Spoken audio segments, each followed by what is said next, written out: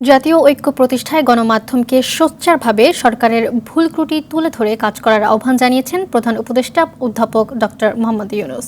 সকালে বিভিন্ন পত্রিকার সম্পাদকদের সঙ্গে বৈঠকে এই কথা বলেন তিনি। এর আগে আরেক বৈঠকে শিল্প কারখানায় উৎপাদন ঠিক রাখতে নিরাপত্তা নিশ্চিতের আহ্বান জানিয়েছেন ব্যবসায়ী নেতারা। শাকিলা করিমের রিপোর্টে বিস্তারিত।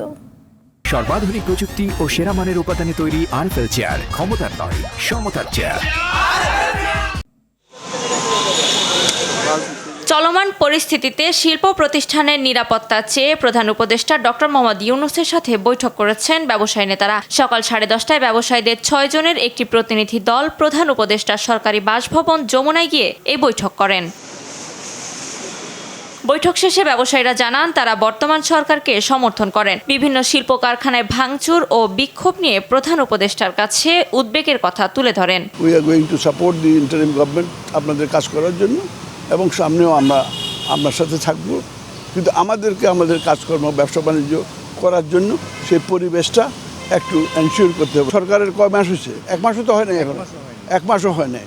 এর মধ্যে সব কিছু একবারে ঠিক করে ফেলবে এটা তো সম্ভব না। দুপুরে বিভিন্ন দৈনিক পত্রিকার 20 জন সম্পাদকের সাথে বৈঠক করেন প্রধান উপদেষ্টা। সেখানে তিনি সম্পাদকদের জানান সংযুক্ত আরব আমিরাতে বৈষম্য বিরোধী আন্দোলনের সম্পৃক্ত যে 57 জনকে অপরাধের সাজা দেওয়া হয়েছিল তাদের ক্ষমা করেছেন দেশটির প্রেসিডেন্ট।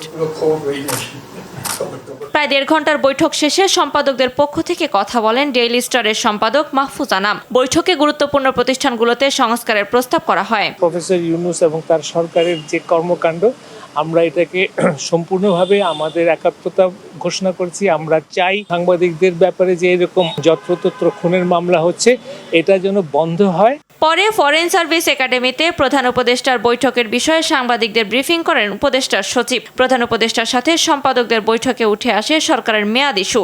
কেউ সরকারের মেয়াদ 2 বছরের পক্ষে বললেও বেশিরভাগই বলেছেন সরকারের কাজের উপর নির্ভর করবে মেয়াদ। যৌক্তিক সময়ে যাতে ওনারা থাকেন, মানে এই যৌক্তিক সময়টা আসলে কতটুকু উনি বাংলাদেশের যারা টপ এডিটর সবাইকে জিজ্ঞেস করে, সবাই বলেছেন যে মিনিমাম 2 বছর বা 2 বছর একটু কম যাতে এই গভর্নমেন্টের মেয়াদ হয়।